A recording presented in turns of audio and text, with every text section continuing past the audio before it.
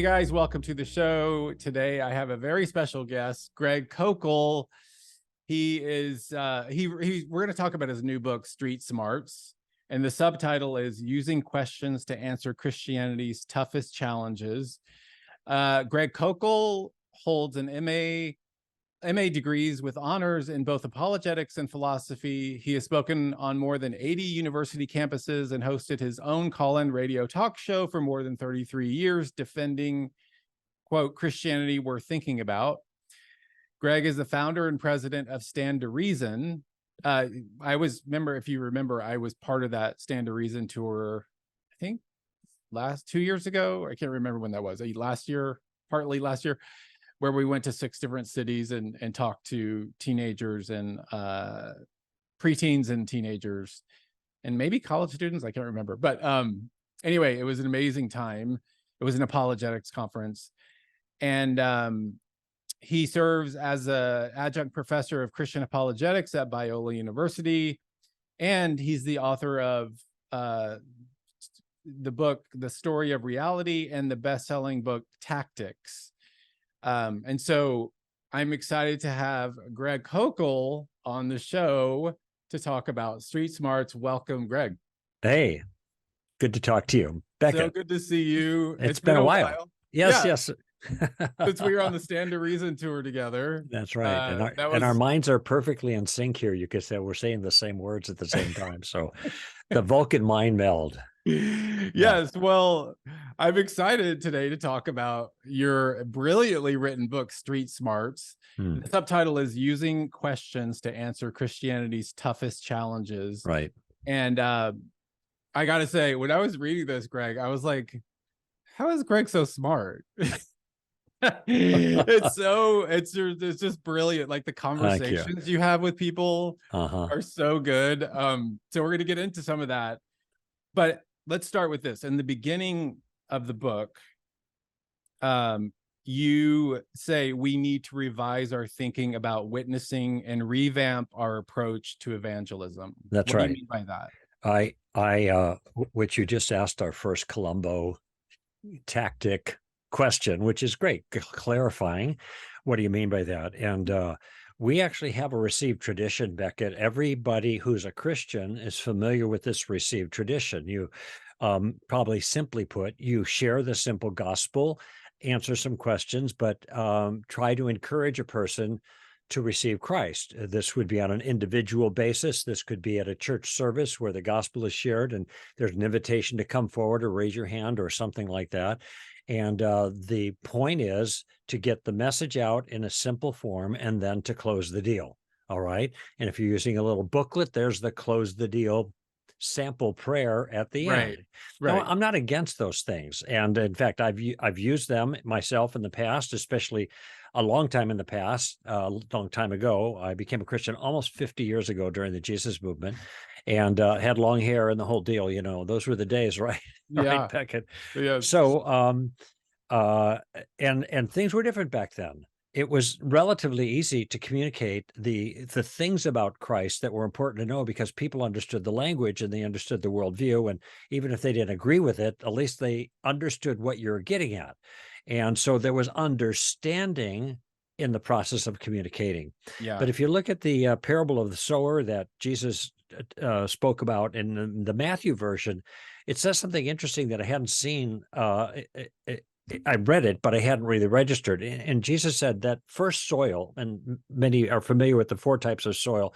The first was the hard one, and the last one was the one who actually received the word and was fruitful regarding it.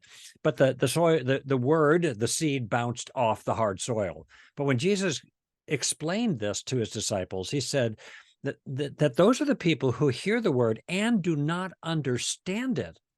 And then the devil comes and takes it away. And I realized, you know, in the last 20 years, and even in the last 10 or even 5 years, the environment has changed so radically that people really have very little understanding of what we're talking about when we try to talk about our convictions about Jesus of Nazareth and sin and salvation and forgiveness and all of that. And so when I started looking at the New Testament, I observed something interesting. There were no altar calls in the New Testament. There was nobody being challenged to receive Christ as Lord and Savior. This is the language that we use. And I realized that what was going on there was, if you think about the process of sowing and reaping, or as I call it, gardening and harvesting, Right. the harvest really almost took care of itself. When the gardening had been done adequately in people's lives, they believed. The Holy Spirit obviously was working, but they didn't respond with belief by being poked at by another Christian. Do you want to receive Jesus as Lord and Savior, or something like that? Now, again, I'm not against that, but the reason I mention it now is there's a lot of people who are Christians who are not comfortable with that approach. And especially in our culture now, that sounds like fighting words, And so they're just going to stay back and stay on the bench because they think that's the only way to do it. What they don't realize is this way that we've received of doing evangelism is maybe 150 years old. For 18 centuries, the church didn't do that because it wasn't done that way in the early church in the New Testament. Okay. Instead, there were occasions of communicating aspects of the truth, sometimes the bad news, not the good news, just to get people prepared for the good news. Jesus did that a lot. And and then when the harvest was ready, pretty much fell from the tree. When I think about my own conversion, September 28th, 1973, my younger brother, who had been gardening in my life, came to talk to me again about Christ. And I said, look, Mark, you don't need to tell me any more about Jesus. I'm I'm ready to become a Christian. I want to become a Christian. So I kind of harvested myself. And I think, as I recall in your own testimony, did you, I think you had a rather dramatic experience in a Yeah. church setting, but I don't, you can correct me if I'm wrong, but I don't recall that it was part of an altar call circumstance, or maybe it Right. was. No, it wasn't. It wasn't. It was just a road to Damascus kind of moment. Yes, it was a Yeah. road to Damascus in terms of the dramatic element, but it was not, and that's a little unusual, but it's not unusual that you came to trust in Christ in a moment on your own and Well, not it was at the by prodding of hearing some. the preaching of the word. That's what Yes, of happened. course. That's what happened. It was like, that is what, when the Holy Spirit came in, is when I heard the gospel preached. Right. Yeah. Yeah. And So you also didn't need to be. God was already, and family members were already gardening in my, gardening in my Yes. heart. Yes. So I was, on the day that I went to that service, I was already prepared for the harvest. Right. Right. And so this is what I'm encouraging people to do. It's what I meant by that line. If we just think in terms of gotta hit a home run or something like that, we've got to swing for the fences, we've got to close the deal, and this is our goal in a conversation. One of two things is going to happen. One, we may go for the gold, so to speak, and push too hard and bruise the fruit. Well, maybe three. Maybe somebody will respond. Okay, that's a possibility. Does occasionally. Secondly, though, we might bruise the fruit. Third thing that might happen is nothing. In other words, if that's what's expected of us, we're not going to even try. So we sit on the bench. And this is why I there's a whole chapter about gardening versus harvesting. And I want people to understand that that is not the only way that the gospel gets communicated. That the Holy Spirit works to bring people into the kingdom. And in fact, when and when I think of my friends, some of them had, like, I had a spiritual birthday, but still I was the one who was ready, and the fruit dropped in the basket. Others don't even have a spiritual birthday. They don't remember when they became a Christian. They just weren't then, and they are now. And C.S. Lewis even says in his own autobiographical writings, he said, he got in a sidecar of a motorcycle with his brother Warnie and headed for the zoo. And when he left, he wasn't a Christian. And when he got back, he was. So this is a trusting in the Holy Spirit to do the sovereign work that only God can do. And we just worry about our part, and that is a little bit here, a little bit there, taking the opportunities that are presented to us. And that's what the material in the book Street Smarts allows them to do. It walks them through, the readers, a game plan that allows them to garden. It gives them gardening tools, even to the point of being able to parry challenges to their convictions and to answer objections or difficult circumstances that come up as a barrier to somebody thinking about Christ. Yeah, and we'll get into a few of those examples in a minute. But so you mentioned Columbo, and you talk about that in Tactics, your other book, Tactics. Right. Talk about what are the three steps of the Columbo tactic. Okay. Yeah. I mean, most, well, I don't know how old your viewers are, listeners, but if they're young, they don't get this one. But if they're old enough, they're going to get Columbo. You and I were I just guys, watched, right? So, yeah, I just watched the entire series on Amazon or whatever it was. wherever it I is. Yeah. Well, love Columbo. Yeah. right. Well, Columbo is an interesting character. He's a police detective, actually the most recognizable TV icon of all time. He even beat out Lucy. Lucy was number 2. Oh, it amazed me. Anyway, he's a detective that kind of comes in to the crime scene, very low key, under the wire, scratching his head with a cigar, rumpled trench coat. Doesn't look like he knows what he's doing, right? He's stupid, but he's stupid like a fox because he has a routine. He's got a method, and so he comes in under the radar, so to speak, very non-assuming, very unthreatening, and he begins to ask questions. Right? I don't know, something about this thing bothers me. Do you mind if I ask you a question?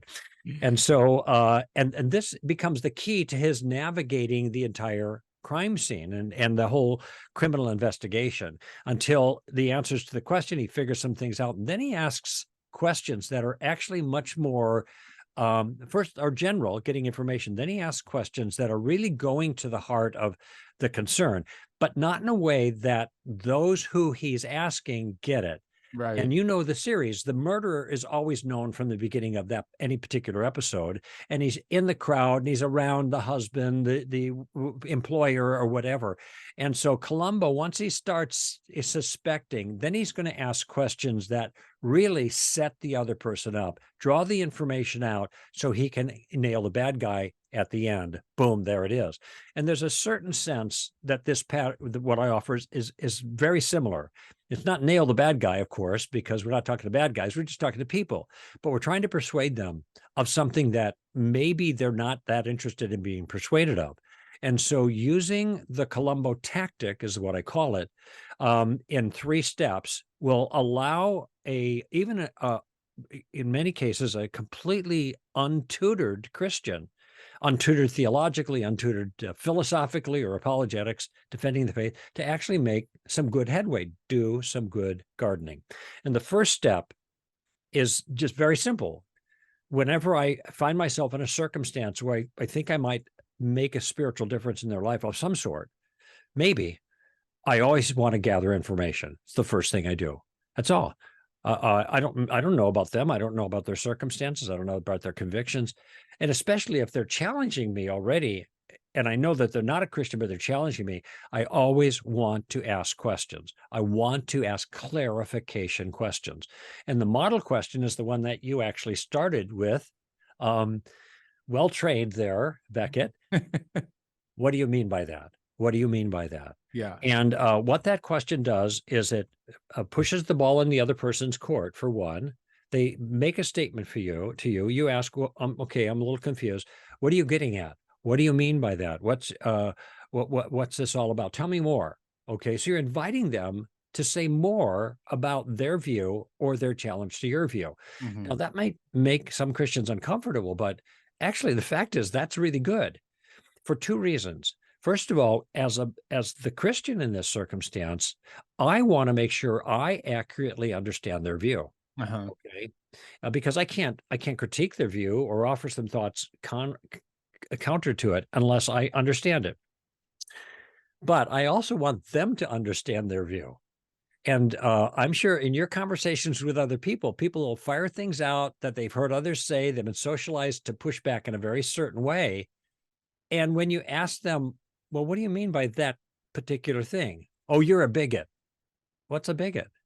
For example, Yeah. well, that's what, but if you force them to define that word, or then it may, or whatever their concern happens to be, they have to think more carefully about what they mean. And a lot of times the wind goes right out of their sails when they're asked for clarification. It's crazy, but it happens a lot. Okay. So I want them to understand their view as well. Okay. So that's the first step.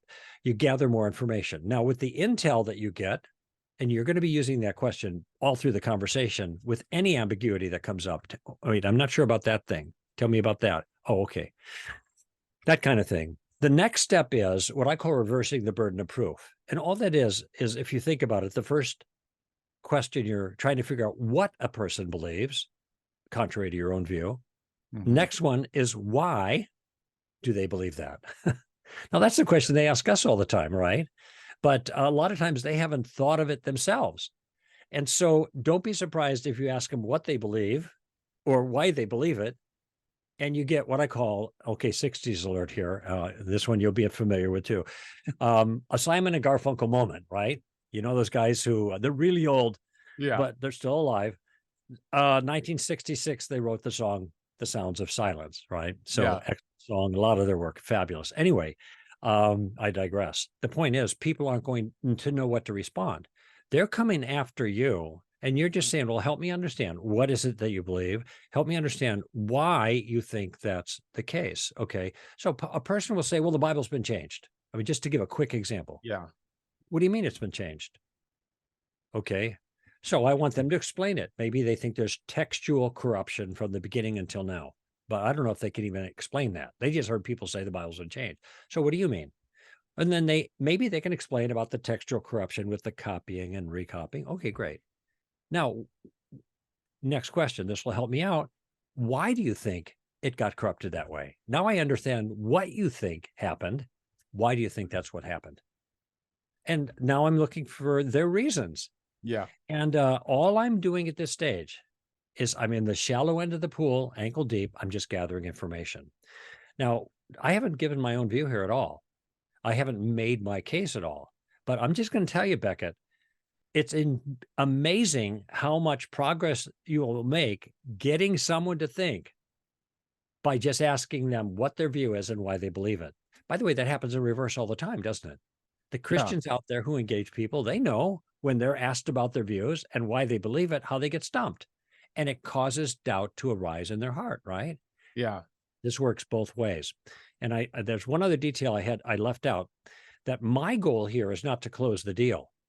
My goal is to get them thinking. And the way I refer to that in both books, The Tactics and Street Smarts, which is an extension of Tactics. So those of your listeners who have read Tactics, this is Tactics number 3 on steroids, just so they know, where I really expand it. But what I say is I'm trying to put a stone in people's shoe. All right. I love that expression. That's a great expression. I just want to annoy them in a good way, and get them thinking.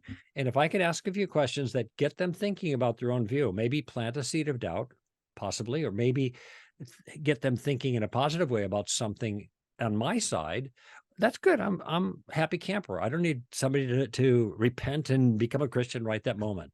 This doesn't happen hardly ever in a split second in a person's life. They don't go from sprinting that way to sprinting the other way. There's a slowing down process, a consideration. These conversations using those first 2 steps, gathering information about what they believe, and then gathering information about why they believe it. Very easy for the beginners and can make progress, but now it sets them up for the 3rd step. And the 3rd step is a little more complicated because now you're going to use questions to make a point. And specifically in the Street Smarts approach, it's to help them see that their own view has problems with it. Maybe it's completely false, or to help you parry a challenge that somebody might offer. All right. So you're exploiting or exposing a weakness or a flaw in the other person's view, and you're parrying this challenge in a way to get them to think, but you're always using questions to do so. And so to employ the 3rd step, you need something that I didn't go into much detail in the first book. I just explained what it was. But in this book, the thing you need is, first of all, you need to know what's wrong with the opposing view. And so I have chapters on atheism. I have one on problem of evil. I have one on the Bible and challenges to the Bible. I have 2 chapters on Jesus and his claims. I have 2 chapters on abortion. I have a chapter on gender, marriage, and sex. And so all of those kinds of things that are hot topics that Christians get hit on, they have to be able to see where the mistake is in the other person's thinking in those areas against Christianity. Okay, so that's the first step. If you don't see the mistake, you can't expose the mistake. Okay, then the next thing that you need is a series of steps that will allow you to reason to the conclusion that their point of view is their challenge is misplaced or their point of view is wrong. Okay, and this is true in any kind of discourse. You know, whatever we're doing, we say, here's let me explain it to you, and we say first, then first, second, then third, then fourth, boom. But you have to have something like that in your mind regarding the challenge. Okay, and third, you need the questions. Remember, this is a tactical approach using the Columbo tactic. You need the questions to ask to make it a dialogue, not a monologue, that actually leads that person effectively down through those steps. And that's what Street Smarts provides. That's what it gives in every one of these circumstances.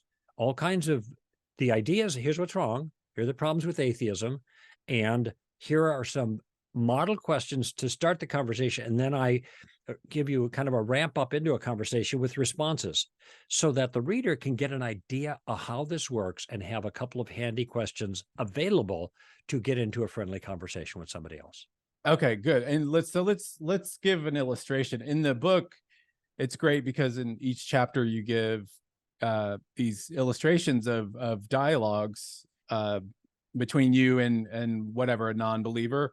Right. And so can you give us an example of what you just said in terms of either relativism or atheism or the problem of evil? Like, can you just give us an example of what that conversation Sure.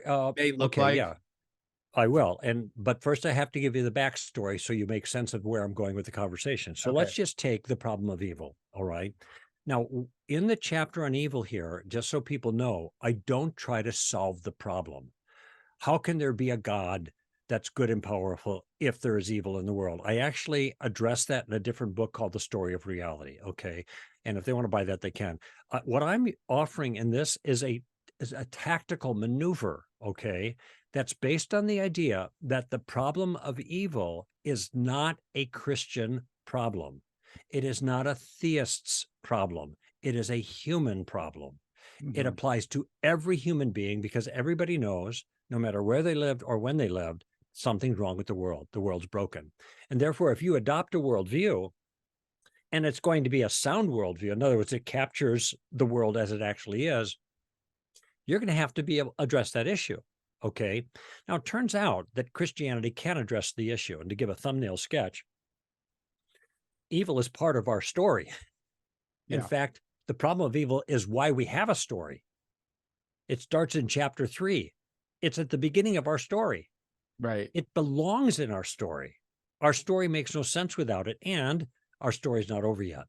It gets answered 66 books later is when it's finally resolved. But of course, the understanding of the story explaining about evil is that the evil is a result of evil people. And Yeah. so what the story, and I keep talking about the story, but this, I mean, the true story of reality, how it explains evil is it tells you how it began with human beings, and that to solve the big problem, the influence on the whole world of evil, you got to solve the source, which is individual humans who are guilty, who then can be forgiven of the guilt and then be repaired through their life. So there's less evil in the world. And ultimately, there's going to be a final solution. So it's a great answer. All right. But Yeah. that's the story of reality, that book where I go into those details, but there's a thumbnail sketch. However, what I want to focus in on is to use the problem of evil as a leverage against atheists and atheism in particular, Yeah. because I have 2 chapters on atheism, and then I transition into the problem of evil. And the title of the 3rd chapter is Evil, Atheism's Fatal Flaw. Right. It turns out that evil is not a problem for Christians in the way people think it is. Evil is a problem for atheists. So here's how here's the dialogue. Now we know the backstory. So I would say, so the atheist raises the problem. Well, usually the first question I ask is, what is the problem? Well, what about the problem of evil? What about it? Well, that's a problem for you. What is the problem? I want them to spell it out. Okay. There are different ways of characterizing it. I say, therefore, God doesn't exist, because if he was powerful, he'd be able to get rid of it. If he was good, he'd want to, but there's still evil. So he's either not powerful or not good or doesn't exist. And the atheists are opting for the third option, right? Okay. So, all right, I get it. Okay. But I want to ask you a question, Mr. Atheist. Let's just say you're right.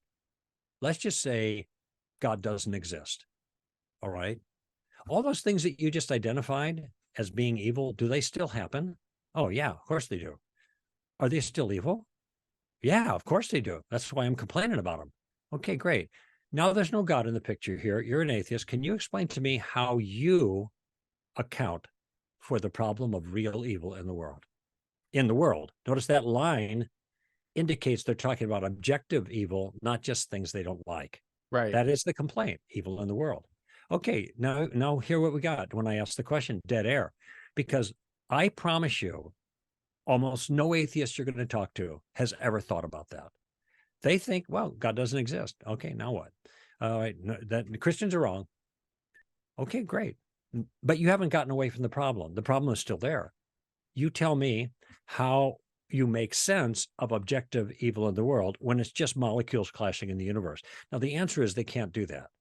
What they can do is maybe appeal to Darwinian evolution that causes us to believe in morality in order to get our genes successfully into the next generation, maybe. And I deal with that concern in the book. But the problem is, the biggest problem there is all that can produce is relativistic morality inside Right. of us that we falsely believe because we've been tricked by evolution. Biology can't make rape wrong, to put it most simply. All right. But everybody thinks rape is actually wrong.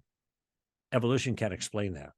If you end up going the evolutionary route, you're going to have to say, well, actually, there is no evil in the world. Right. There's just false beliefs that we've been tricked into having by evolution, But yeah. that there's evil in the world.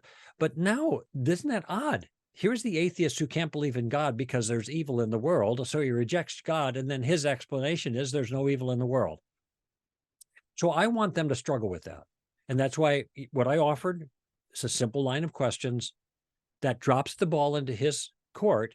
Mhm. And then it's his job to answer for himself using the resources of atheistic materialism, which ain't much for this question, to answer the question of the problem of evil.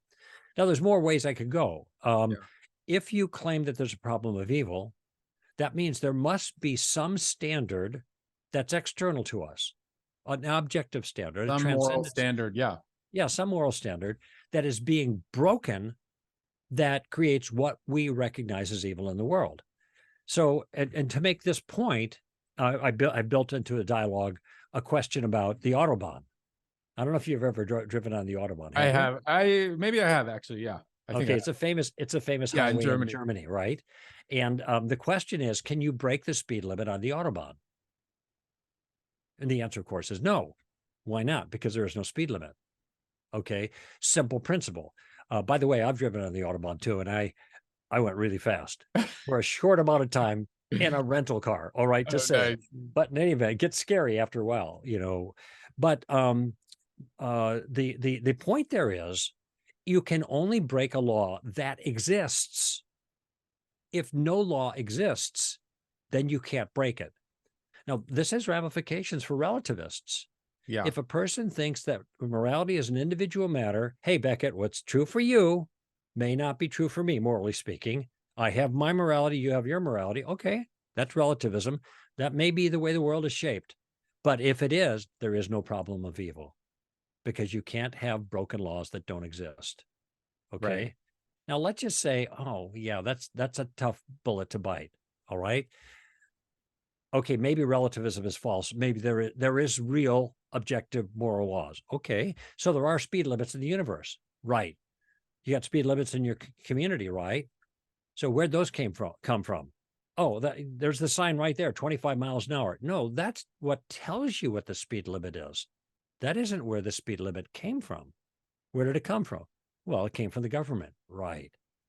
In order for there to be a real speed limit, there's got to be a governing authority. A lawmaker. There Yeah. you go. And so you see where we're going here. And so if there is objective morality, there's got to be a lawmaker.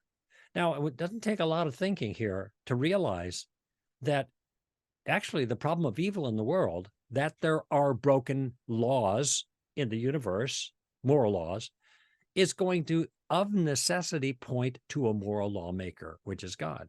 It turns out to be an argument for God, not against God, and an argument against atheism, not for atheism. And this is what I kind of spell out. And so in the conversations, that's the way I'm going to maneuver with my questions once again. So with the atheist, especially for an atheist who complains about the apparent immorality of the God of the Bible. And Richard Dawkins is famous about this.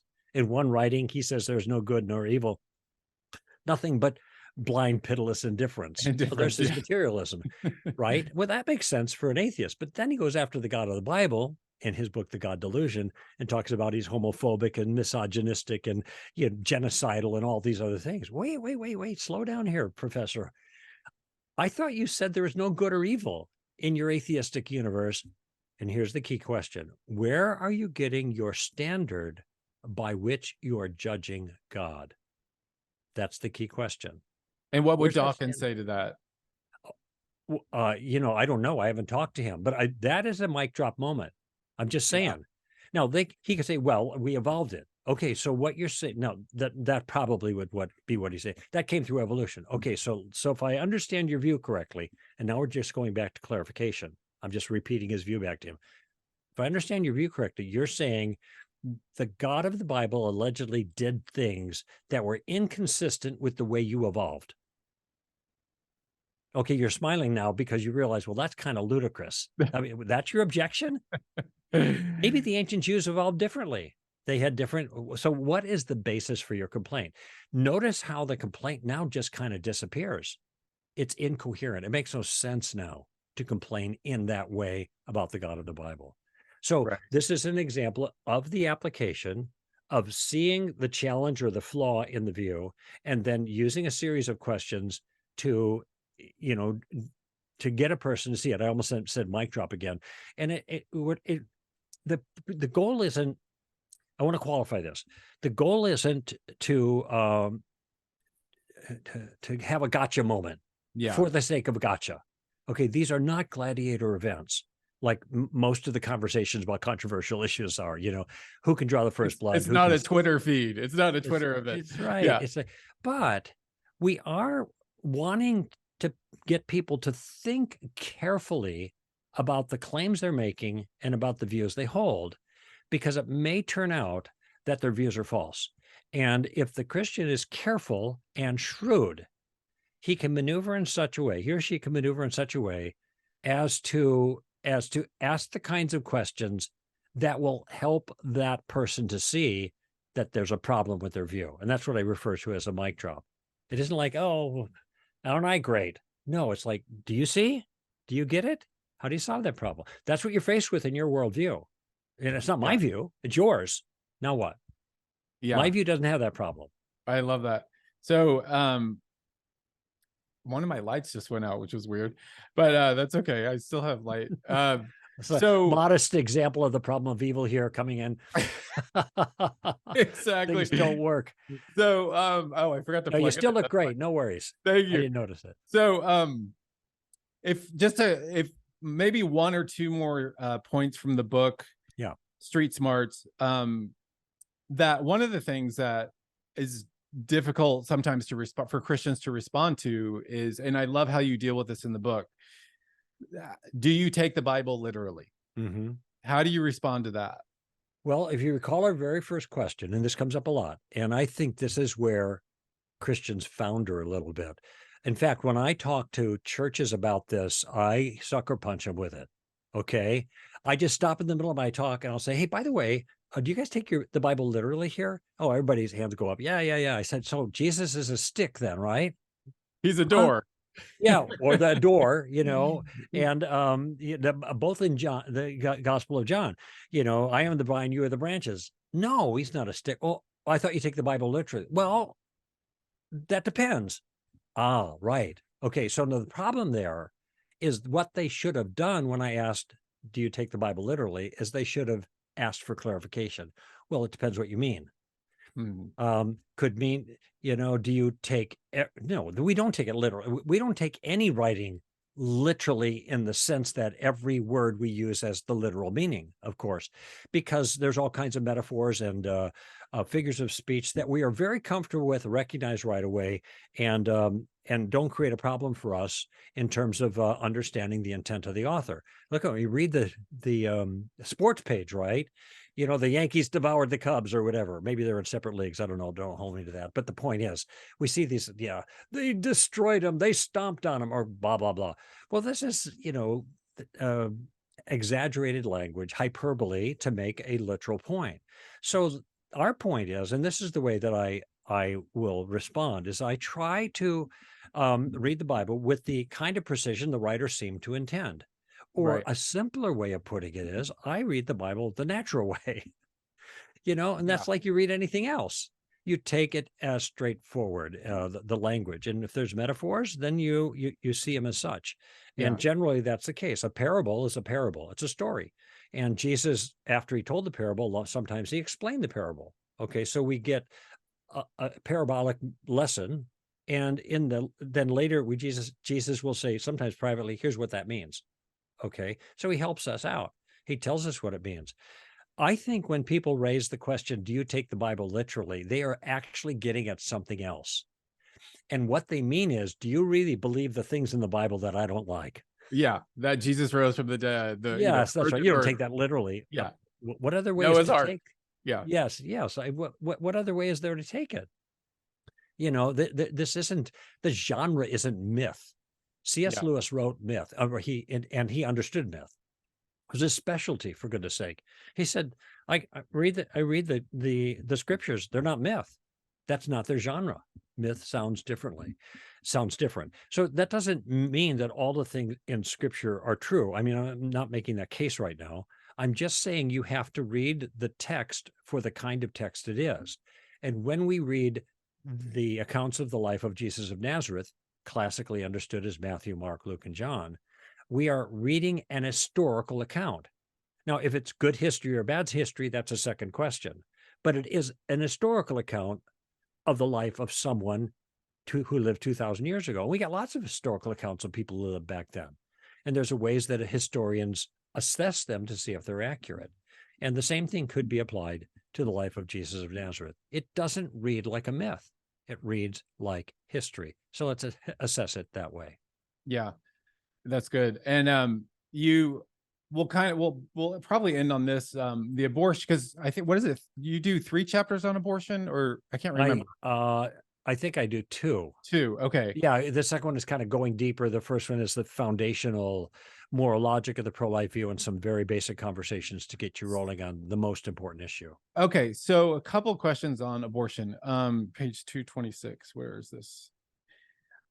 You say in the book, I focus on the single decisive defining issue in the debate when making the pro-life case, an approach I call, quote, only one question. Correct. So what is that tactic? Okay, when you have complex, what appear to be complex ethical issues, it's really helpful if you can simplify the issue down to the core, all right? And the core question about the legitimacy of abortion is the question, what is it? And the illustration I give, and so here's the questions, and I'll mention to somebody, say if you're standing at the sink or at your computer or something, your back is turned to your children, you hear one of your children come up to you and say, Mommy, Daddy, can I kill this? So what's the first question you have to have answered before you can answer them? Remember, your back is to them. What is it? And Do what you is want to it? kill? Of course. Yeah. Yeah. If it's a spider or a cockroach, smash it. If it's your little brother, okay, wait a minute. We have to have a conversation. So this is a very simple principle that whether it's right or wrong to kill any living thing depends entirely upon what it is. Okay, so you get this principle in place there. Now I help them to see that. Notice the questions. Common sense, very common sense. Okay, so now when it comes to abortion, the question is, it does kill something. What is it? Well, people might say, well, nobody knows. I say, well, wait a minute. Is it growing? Well, nobody knows when life begins. Well, that wasn't the question I asked, was it? I asked you not when did life begin, but whether the thing is growing. Well, yeah, it's growing. That's the problem, right? It's growing. It's living. Yeah. So that's the conclusion. So if it's growing, then it's alive. Is that fair? Okay, you get the acknowledgement there. All right. So whatever this is, we know it's growing. Something is growing inside mom. Yeah, but it's mom. It's mom's body. It's just a blob of tissue. Right. Okay. Well, we're all kind of blobs of tissue after fashion, right? Some more Right. blobbier than others. But okay, well, right. But you ever see CSI? Sure. So if you have a blob of tissue and you want to know which individual that tissue came from, okay, how would you find out? Oh, they do a DNA test. So if the DNA matches in the tissue matches some person, in this case the mom, then that would be her tissue, right? Yeah, of course. In this instance, the blob of tissue that's growing in mom, does that blob of tissue have the same DNA as mom? No. Half her DNA, right? I mean, that's basic. Like eighth graders probably know that. Well, maybe not anymore, but it's basic, right? Yeah. So if it doesn't have her DNA, that tissue is not mom, is it?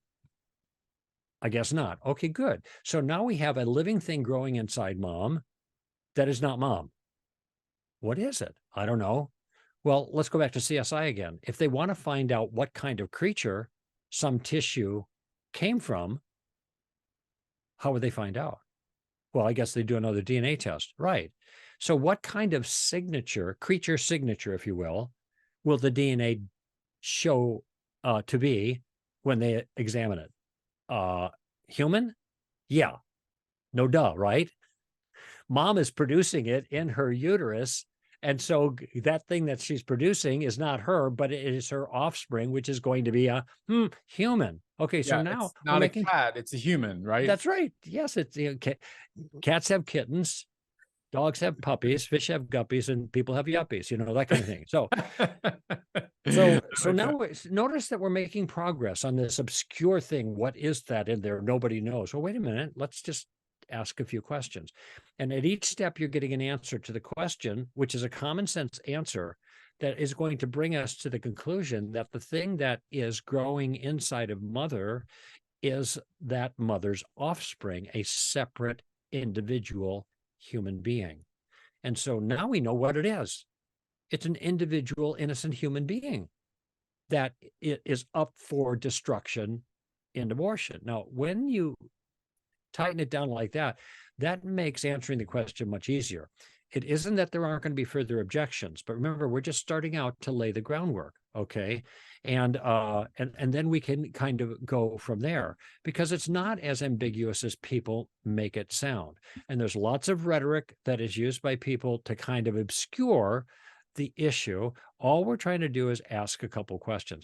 One other thing I want people to notice, and this is inherent to the street smarts approach, which is, by the way, being smart on the street. Obviously, the Yeah. street is wherever you feel uncomfortable. I'm just in conversations, whatever you don't. Okay, you're not going to venture where you don't feel uncomfortable. Okay, so and here's the other thing I want people to see with what I just role played, Becket, and that is that you're actually enlisting the objector, the person who disagrees with you, as an ally to make your point.